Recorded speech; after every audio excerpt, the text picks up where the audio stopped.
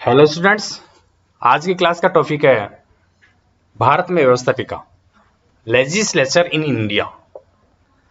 भारत में व्यवस्थापिका, देखो अब तक हमने पिछले 2-3 क्लासों में ये पढ़ा है कि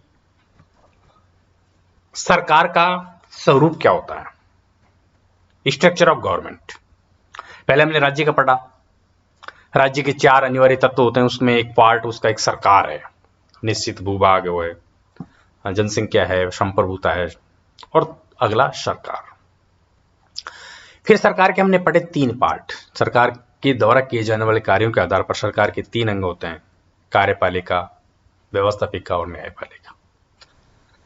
इन तीनों अंगों के बारे में हम पढ़ेंगे। उसमें से पहले हम पढ़ रहे हैं व्यवस्थापिका के बारे में। फिर आपको ये बताया गया कि व्यवस्थापिका, कंसेप्ट ऑफ लेजिस्लेचर, व्यवस्थापिका क्या होती है, व्यवस्थापिका किसे कहते हैं, कहां इसका जन्म हुआ। विश्व के विभिन्न देशों में व्यवस्थापिका के विभिन्न प्रकार हैं। कहीं एक सदनीय व्यवस्थापिका है, कहीं द्विसदनीय व्यवस्थापिका है। और एक सदनीय व्यवस्थापिका के क्या गुण हैं, क्या दोष है, द्विसदनीय व्यवस्थापिका के क्या गुण हैं, क्या दोष है, क्यों विश्व के कुछ देश एक सदनीय व्यवस्थापिका को अपनाते हैं और कुछ देश द्विसदनीय व्यवस्थापिका को अपनाते हैं, उसके अलग अलग कारण होते हैं। ये जान लें। विश्व के विभिन्न देशों में व्यवस्थापिका के अलग अलग नाम हैं। आपको पिछली क्लास के आधार पर ये अच्छी तरह पता है कि ब्रिटेन को, यूनाइटेड किंगडम को विश्व की व्यवस्थापिका की जननी कहा जाता है।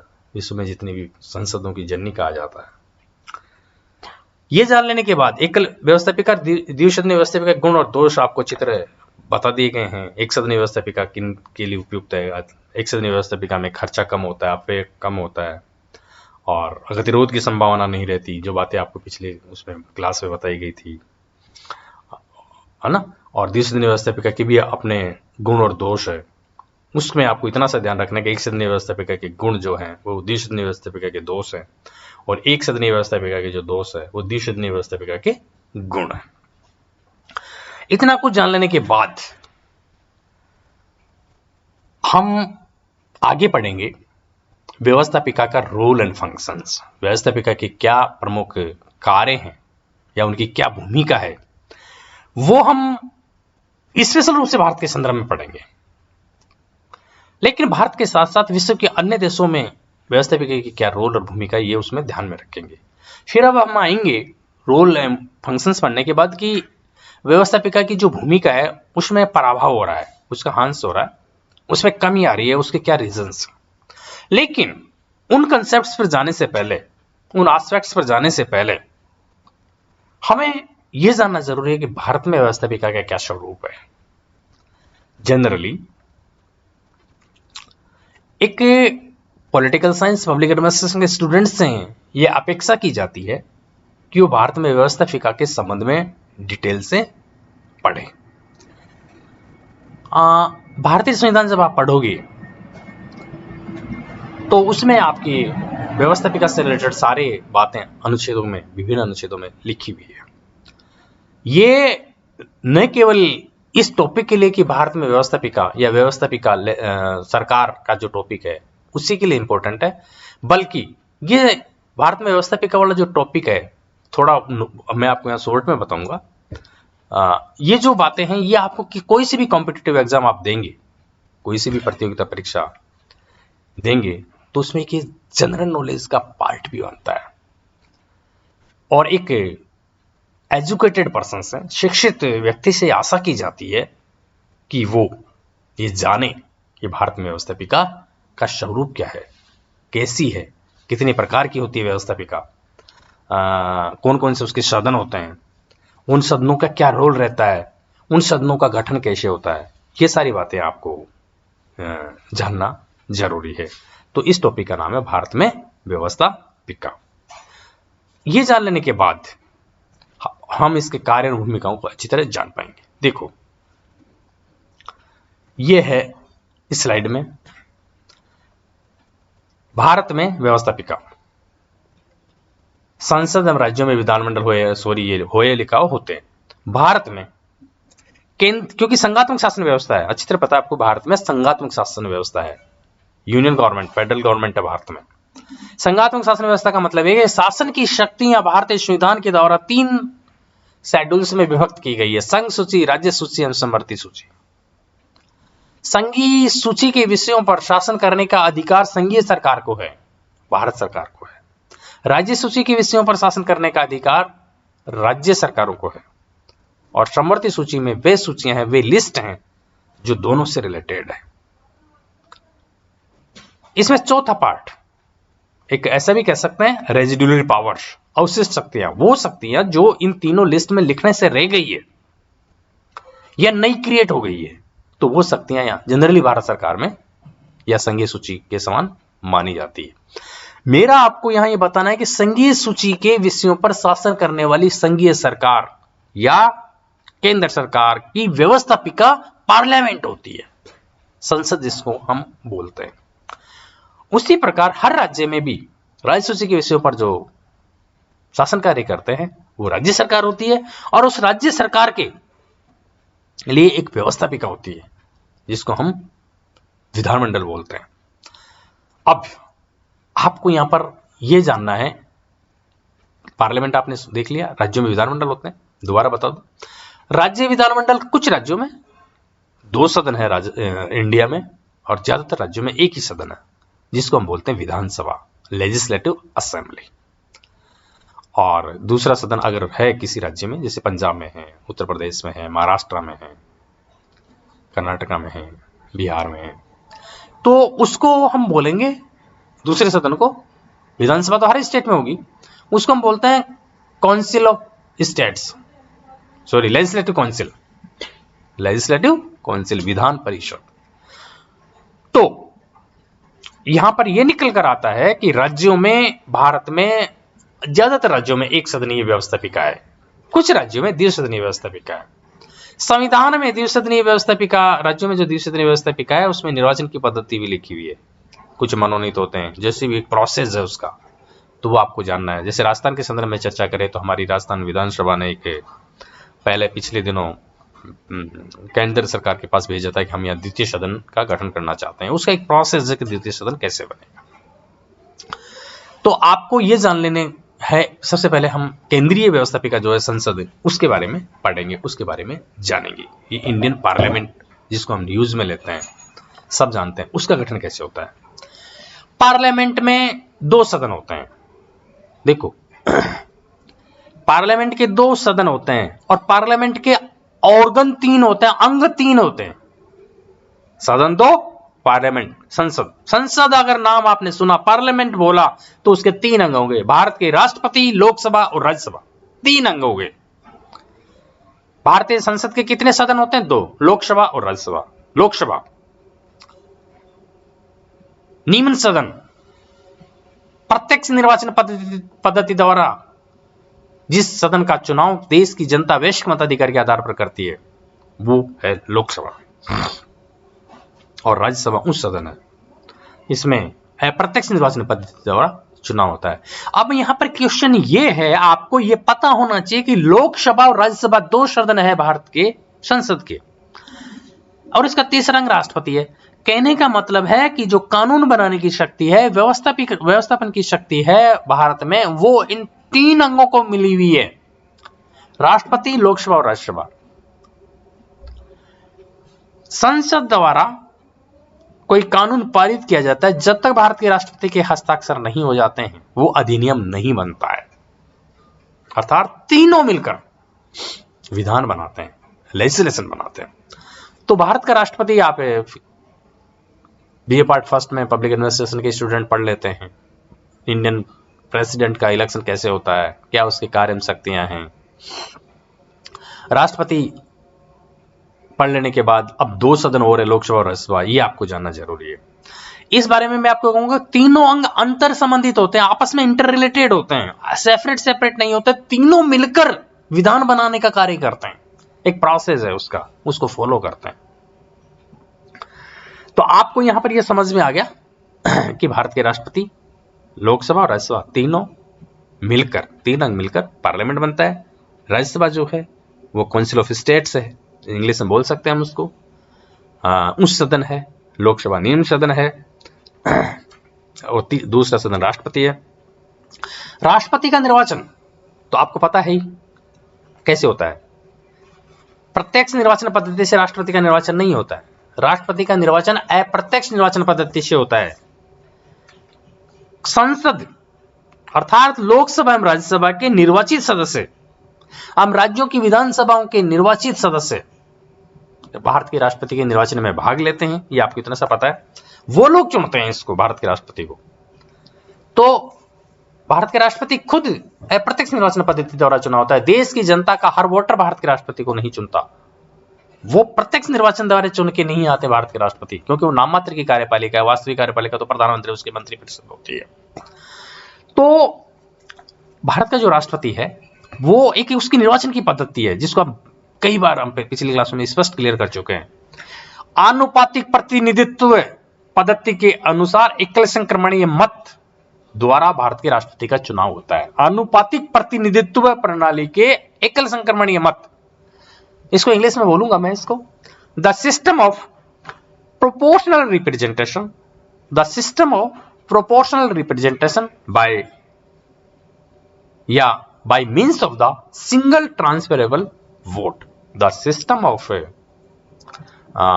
proportional representation by means of the single transferable vote, एकल संक्रमणीय मत पद्धति द्वारा, आनुपातिक पद्धति के अनुसार एक पद्धति है जो हम पहले पढ़ चुके हैं। इसके द्वारा भारत के राष्ट्रपति चुना जाता है। व्यवस्थापिका में दो सदन, लोकसभा और राज्यसभा।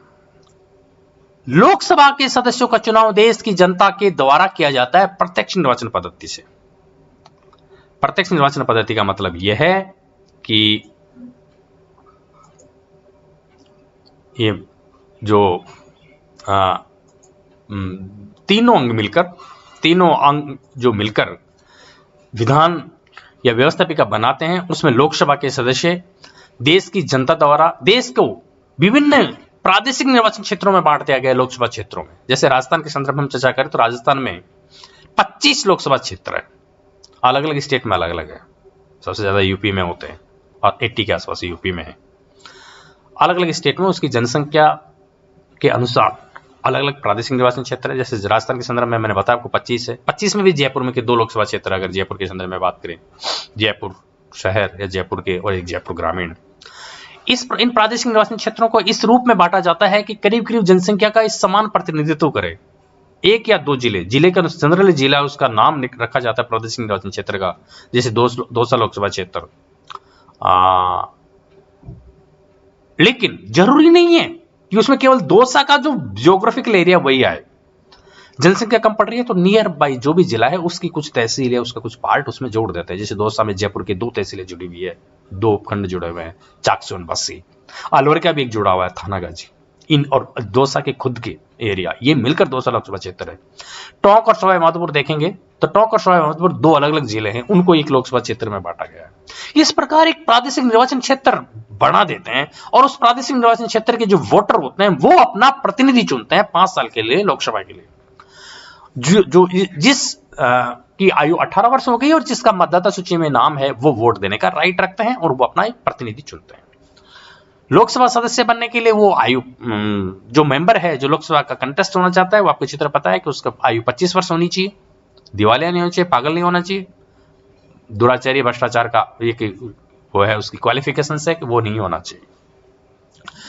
ये प्रादेशिक निर्वाचन क्षेत्रों में बटे हुए व्यक्तियों का जब 5 साल बाद चुनाव होगा, पहले भी हो सकता है मध्यावधि चुनाव, अगर भारत सरकार चलेगी तो जो ये चुनकर जाएंगे तो ये लोकसभा में जाकर जिस पार्टी या जिस गठबंधन का बहुमत होगा उस गठबंधन के नेता को भारत के राष्ट्रपति प्रधानमंत्री बनाते हैं और प्रधानमंत्री की सलाह के अनुसार मंत्रिपरिषद अन्य मंत्रियों को शपथ दिलाते हैं। इस प्रकार राष्ट्रपति प्रधानमंत्री उसकी मंत्रिपरिषद को बनाते हैं, पहली बात। दूसरी बात, प्रधानमंत्री मंत्रिपरिषद के अब 2 सरकार के 2 अंगों के सदस्य हो गए, व्यवस्थापिका के तो होंगे प्लस मंत्री मतलब दोनों सदनों में से किसी एक सदन का होना आवश्यक है। आपको चित्र पता है, मंत्री बनने के लिए दोनों सदनों में से किसी एक सदन का सदस्य होना आवश्यक है, या तो वो लोकसभा का होगा या राज्यसभा का होगा। अगर नहीं भी है और मंत्री बना दिया जाता है तो उसको विदिन 6 मंथ्स सदस्य बनना आवश्यक है। तो जो मंत्रिपरिषद प्रधानमंत्री 2 सदनों के सदस्य होते हैं, उसके क्या नाम से, दो लोकसभा के या राज्यसभा के तो होंगे, प्लस सरकार के 2 पार्ट के सदस्य होते हैं, 2 अंक के, व्यवस्थापिका के तो होंगे, यानी कि लोकसभा के होंगे, राज्यसभा के होंगे। सेकेंडली वो कार्यपालिका के सदस्य, खुद ही कार्यपालिका होती है तो 2 सदस्य होते हैं। संसदात्मक शासन व्यवस्था में व्यवस्था है। तो प्रधानमंत्री मंत्रिपरिषद का चुनाव भारत के राष्ट्रपति संसद के सदस्यों में से ही करते हैं। ये जान लेने के बाद जो दूसरा सदन है, हम आगे इसको आपको बताते हैं। जो राज्यसभा है, तो राज्यसभा में को उच्च सदन बोलते हैं। राज्यसभा में 250 सदस्य संख्या, भारत की राज्यसभा की सदस्य संख्या 250 है, 250। राज्यसभा के सदस्यों की संख्या 250 है। इसमें 238 प्लस 12 लिखे हुए ना आपकी। 238 का मतलब है कि ये तो आनुपातिक प्रतिनिधित्व पद्धति के अनुसार एकल संक्रमणीय मत पद्धति द्वारा निर्वाचित होकर आते हैं 238। जैसे राजस्थान से 10 जाते हैं, हर स्टेट को अलग अलग मिले हुए हैं। ऐसे टोटल इंडिया से 238 आते हैं, 238। एकल संक्रमणीय मत पद्धति का मतलब है कि इसकी देश की जनता डायरेक्ट चुनाव नहीं करती है। वैश्विक मताधिकार के आधार पर जिस प्रकार लोकसभा के सदस्यों का चुनाव होता है, वैसे राज्यसभा के सदस्यों का चुनाव नहीं होता है। इसमें राज्य विधानसभा के सदस्य राज्यसभा के सदस्यों का चुनाव करते हैं। देश की जनता जिस प्रकार लोकसभा के सदस्यों का चुनाव करती है, उसी प्रकार राज्य विधानसभा के सदस्यों का भी चुनाव करती है। और वो विधानसभा के सदस्य राज्यसभा के सदस्यों का चुनाव करते हैं। ये माना जाता है कि वो राज्य की जनसंख्या का प्रतिनिधित्व कर रहे हैं और उन्हीं को ये पावर दी गई है, शक्ति दी गई है संविधान के अनुसार। पहली बात। दूसरी बात, राज्यसभा का सदस्य बनने के लिए आयु 30 ईयर है। ये मेन डिफरेंस है। लोकसभा सदस्य बनने के लिए 25 वर्ष है, लेकिन राज्यसभा का सदस्य बनने के लिए 30 है। एक मैंने इसमें 238 प्लस 12 सदस्य लिखे। 12 सदस्य कौन होते हैं? ये 12 सदस्य आनुपातिक प्रतिनिधित्व एकल संक्रमणीय मत पद्धति द्वारा चुनकर नहीं आते। इन 12 सदस्यों को भारत के राष्ट्रपति मनोनीत करते हैं, नॉमिनेटेड करते हैं। ये संविधान में व्यवस्था है। किन सदस्यों को? प्रतिष्ठित साहित्य व्यक्ति, ऐसे व्यक्ति जो साहित्य, कला, विज्ञान आदि में एक्सपर्ट हो, उनके अनुभव का, उनके नॉलेज का विधान निर्माण में या देश के नीतियों के निर्माण में योगदान लिया जाए, इसलिए उनको मनोनीत करने की व्यवस्था भारतीय संविधान में है। इस प्रकार 12 नॉमिनेटेड हुए। ये याद रखना है, 12 नॉमिनेटेड। कुछ मामलों में इनको वो शक्तियां मिली भी नहीं है जो 238 को मिली हुई है। जैसे भारत के राष्ट्रपति के निर्वाचन में भाग नहीं ले सकते। एक एग्जांपल दिया मैंने। क्यों? क्योंकि भारत के राष्ट्रपति इनको मनोनीत करता है, तो पक्षपात की संभावना हो सकती है कि वो जिनको मनोनीत करे, अगर वो दोबारा वही राष्ट्रपति के कंटेस्ट हो तो ये उसके पक्ष में मतदान करे। इसलिए इनको पहले ही वंचित कर दिया गया है कि 12 जो मनोनीत व्यक्ति होंगे भारत के राष्ट्रपति के निर्वाचन में भाग नहीं लेंगे, केवल निर्वाचित सदस्य भाग लेते हैं। ठीक है, तो ये जो इनकी पद्धति है, वो ये इनकी निर्वाचन पद्धति हेयर योजना है। हेयर योजना समझ रहे हो आप? वही आनुपातिक प्रतिनिधित्व प्रणाली वाली। जो मतलब ये वो लोग होते हैं जो समाज साहित्य, कला, विज्ञान में विशेष ज्ञान या व्यवहारिक अनुभव रखने वाले व्यक्ति होते हैं। राज्य बाकी 238 राज्यों से आते हैं। राज्य की जनसंख्या के अनुपात के अनुसार इनको सदस्य संख्या आवंटित की गई है। ठीक है, जो 238 आएंगे उनको राज्य की विधानसभा के निर्वाचित सदस्यों द्वारा राष्ट्रपति के निर्वाचन की पद्धति जो है एकल संक्रमणीय मत पद्धति, उसी के अनुसार इनका निर्वाचन होता है। इसे एकल आनुपातिक प्रतिनिधित्व पद्धति के अनुसार एकल संक्रमणीय मत पद्धति को हम हेयर योजना भी जानते हैं। तो इस प्रकार 238 राज्यसभा सदस्यों का निर्वाचन हेयर योजना पद्धति के अनुसार होता है, आनुपातिक प्रतिनिधित्व प्रणाली की एकल संक्रमणीय मत पद्धति द्वारा। क्या होती है इसमें? सिंगल ट्रांसफरेबल वोट सिस्टम होता है, प्रेफरेंस दी जाती है। ये भारत के राष्ट्रपति को पढ़ाते टाइम पिछले क्लासेस में आपको अच्छी तरह समझा दिया। अब आता है दूसरा सदन। दूसरा सदन का मतलब यह है लोकसभा। देखो, निचले सदन का नाम है लोकसभा, निम्न सदन का नाम है लोकसभा, हाउस ऑफ पीपल्स भी हम इसको बोल सकते हैं। इनका निर्वाचन मैंने आपको पहले बता दिया अभी आज की क्लास में कि प्रत्यक्ष निर्वाचन पद्धति द्वारा होता है। देश को जो है 530 संविधान में 530 जो सीटें हैं वो उसको दी गई है। राज्यों को 20 सीटें जो है केंद्र शासित प्रदेशों को दी गई है। इसमें भी 2 अगर एंग्लो इंडियन चुनकर नहीं आते हैं तो 2 एंग्लो इंडियन को मनोनीत करने की जो शक्ति है वो भारत के राष्ट्रपति को है। संविधान के अनुसार 552 सदस्य हो सकते हैं अधिकतम, ये इसकी वो है। अब ये वोटर वोट देंगे, मैं आपको बता ही दिया। 25 वर्ष के व्यक्ति वो चुनाव में भाग ले सकता है, जीत कर आएंगे, 5 वर्ष के लिए आते हैं। ये जान लेने के बाद वो इसकी सदस्य योग्यता है कि 25 वर्ष होना चाहिए, पागल नहीं होना चाहिए, दिवालिया नहीं होना चाहिए, चित्तवर्ती का नहीं होना चाहिए, है ना, लाभ के पद पर नहीं होना चाहिए, कई जो विशेषताएं ये उसकी है। ये जान लेने के बाद अब आपको जानना है कि लोकसभा राज्यसभा दो सदस्यों का भारत में, दो सदनों का भारत में व्यवस्था की गई है, इनमें से कौन सा सदन शक्तिशाली? तो याद रखना, भारत में लोकसभा नामक जो सदन है वो शक्तिशाली है। सामान्य विधान निर्माण में, सामान्य विधायी प्रक्रिया में तो दोनों को समान शक्तियां दी गई है, लेकिन वित्तीय मामलों में, बजट के मामलों में लोकसभा को अधिक शक्तियां मिली हुई है, वित्त में सर्व शक्तियां प्राप्त है लोकसभा को। तो इन दोनों सदनों की कंपैरेटिवली वो है ये।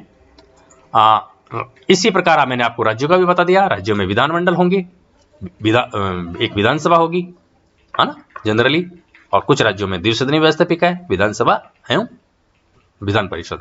इनमें भी अगर तुलना की जाए तो विधानसभा को वही शक्तियां है जो करीब करीब लोकसभा को है, वित्तीय मामलों में विधानसभा सर्वोच्च है, विधान परिषद है। देखो, वित्तीय मामलों में तो केंद्र सरकार में लोकसभा को दी शक्तियां दी गई है ना। कोई भी जनरल वित्त के अलावा कोई भी विधेयक है दोनों सदनों द्वारा पारित होगा, पारित होने के बाद राष्ट्रपति की स्वीकृति द्वारा वो कानून बन जाएगा। ठीक है, ये है एक भारत की व्यवस्थापिका, ये कानून बनाने की जो मेन है वो है ये तरीका। अब आपको जनरल आइडिया मिल गया कि भारत में व्यवस्थापिका होती कैसे है। तो भारत में संसदात्मक शासन व्यवस्था पाई जाती है। संसदात्मक शासन व्यवस्था का मतलब आप समझ रहे हैं कि जो व्यवस्थापिका के सदस्य हैं वही कार्यपालिका के होते हैं। कार्यपालिका तब तक कायम रहती है जब तक उसका व्यवस्थापिका में बहुमत रहता है। व्यवस्थापिका में बहुमत का मतलब है जब तक हाउस ऑफ रिप्रेजेंटेटिव जो होता है, निम्न सदन जो होता है लोकसभा में, भारत की कार्यपालिका का, प्रधानमंत्री उसकी मंत्रिपरिषद का जब तक बहुमत है तब तक वो सरकार कायम रहेगी। अगर लोकसभा में किसी कारण से बहुमत खत्म हो जाता है या समाप्त हो जाता है या लोकसभा अविश्वास प्रस्ताव पारित कर देती है तो कार्यपालिका को त्यागपत्र देना पड़ता है। इसी प्रकार राज्यों में, राज्य विधानसभा में बहुमत होना चाहिए। राज्य विधानसभा में बहुमत अगर खत्म हो जाता है तो मुख्यमंत्री और उसकी मंत्रिपरिषद को त्यागपत्र देना पड़ता है। संसदात्मक शासन व्यवस्था में विधायी कार्य, व्यवस्थापन कार्य व्यवस्थापिका करती रहती है। कार्यपालिका के सदस्यों की 2 ही सदस्यता हो जाती है सरकार के अंगों के रूप में हम देखें तो, कार्यपालिका में भी, व्यवस्थापिका में भी। और कार्यपालिका व्यवस्थापिका के प्रति उत्तरदायी होना ही संसदात्मक शासन व्यवस्था है। इस प्रकार भारत में संसदात्मक शासन व्यवस्था है। अब आप भारत की व्यवस्थापिका के बारे में जान लेने के बाद अब आपको ये देखना है कि व्यवस्थापिका के क्या कार्य है, रोल क्या है, भूमिका क्या है। ये जो बातें हैं ये हम आपको अगली बार अगली क्लास में पढ़ाएंगे।